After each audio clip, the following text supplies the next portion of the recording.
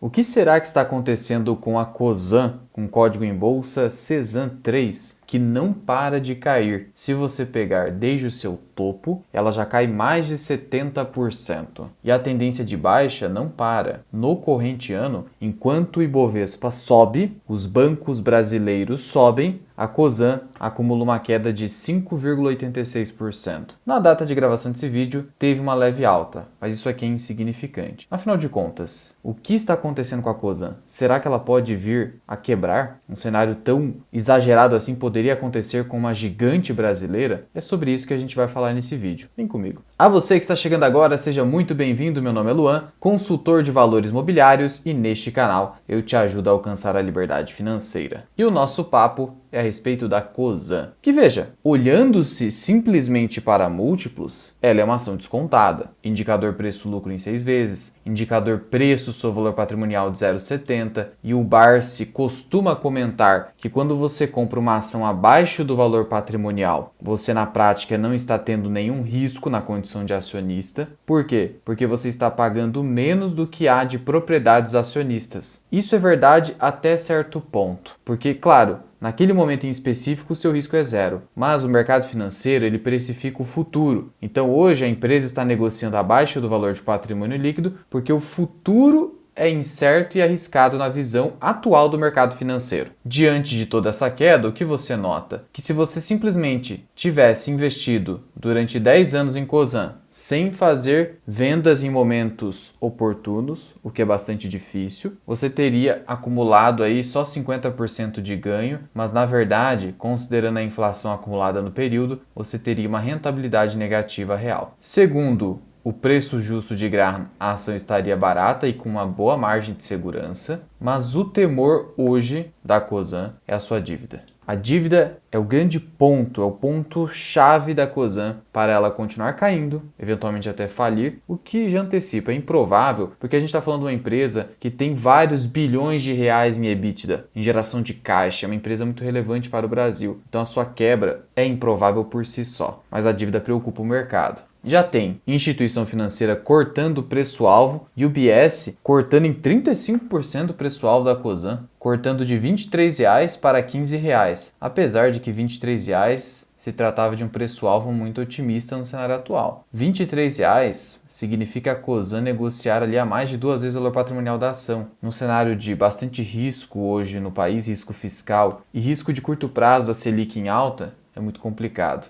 Falando em Selic em alta, ainda permanece a expectativa do mercado de Selic a 15% ao final de 2025 e não há nenhuma perspectiva, ao menos no curto prazo, de reversão dessa tendência. Quando a gente olha para a inflação, o mercado fica só jogando reprojeções para cima, acreditando que a inflação será maior do que se pensava anteriormente, enquanto que o PIB, o crescimento dele seria menor do que se pensava antes. Então a gente tem um cenário difícil no Brasil e isso afeta as empresas. Tivemos o pedido da recuperação judicial da Bombril recentemente, uma gigante brasileira. Será que a Cosan poderia passar por isso? Por enquanto não, porque a Cosan tem algumas alternativas. E essas alternativas são vendas, porque a Cosan é uma holding típica que investe em empresas. É quase um fundo de investimento. Sabe a Berkshire Hathaway, do Buffett? Ela é uma empresa que fez IPO para investir em outras empresas. Uma holding. Se essa empresa está muito alavancada, com uma dívida muito alta e talvez insustentável, ela simplesmente vende participações a fim de conseguir com aquele caixa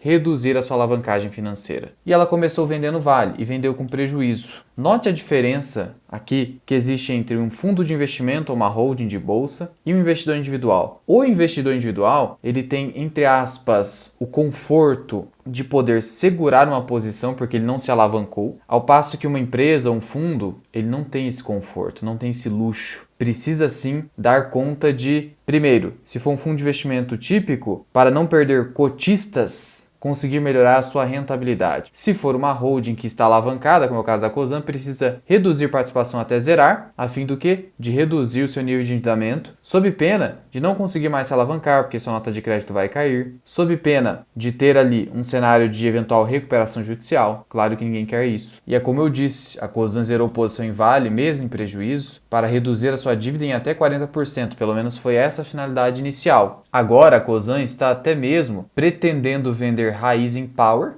e abrir o capital da Rumo. Olha só, não somente vender participações, como também vender também, né? Abrir capital também significa vender. Esse é o cenário hoje da Cosan. Veja como um juro a 15% ou 13,25% nesse momento, já com a perspectiva de alta para 14,25% na próxima reunião do Copom, isso prejudica muito as empresas? Por um motivo muito simples. A dívida não é algo ruim por si só, ainda mais nas empresas. Porque é com base na dívida que uma Taesa, por exemplo, uma Transmissão Paulista, hoje ISA Energia, conseguem financiar os seus projetos de transmissão com capital de terceiro, conseguindo uma rentabilidade acima desse custo de dívida e, a partir disso, conseguir usar o capital próprio para pagar acionistas. É um cenário bom. O problema é o Brasil, com esse juro absurdo. E isso prejudicou a Cosan, que ficou otimista, aparentemente com o atual governo, e não está indo nada bem. Não bastasse isso, tivemos ali, infelizmente, um fato relevante informando um incêndio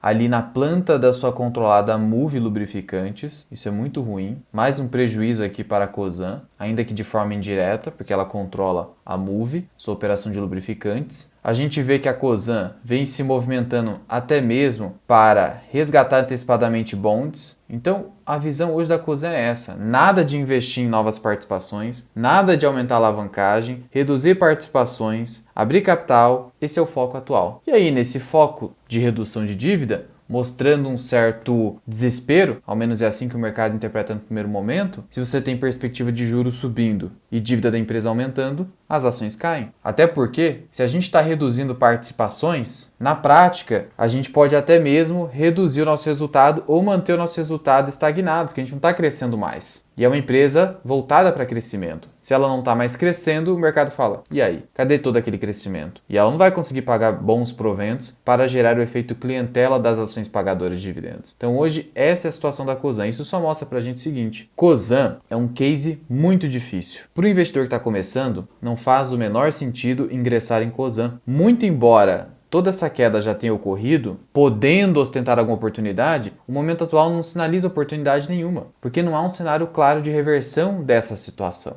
A empresa está trabalhando nisso nesse momento, mas tem o cenário macro que é o mais pesado em cima da Cosan. E é como eu disse, é uma empresa que gera ali um caixa de 30 bilhões de reais por ano. Então, realmente, é uma empresa muito relevante. A gente está falando de uma empresa que consegue gerar em apenas um trimestre 8 bilhões de reais e ter uma dívida aí batendo 22, 23 bilhões de reais. Então, a gente está falando praticamente de uma relação dívida líquida sobre EBITDA de 3, podendo ir para 4 vezes. 3 vezes hoje. E o custo dessa dívida beira ali CDI mais 2. O CDI, ele acompanha a taxa Selic. O CDI, ele é geralmente de 0,10% a menos que a taxa Selic. Se a Selic alcançar 15%, a gente está falando de 14,9% o custo da dívida da Cosan, mais 1,4% ali, você está falando de praticamente 16% ou mais ao ano, podendo chegar a 17%, dependendo do caso. Uma empresa que entrega um ROIC de 15% simplesmente está tendo uma margem negativa, está tendo um spread negativo quando a gente olha para custo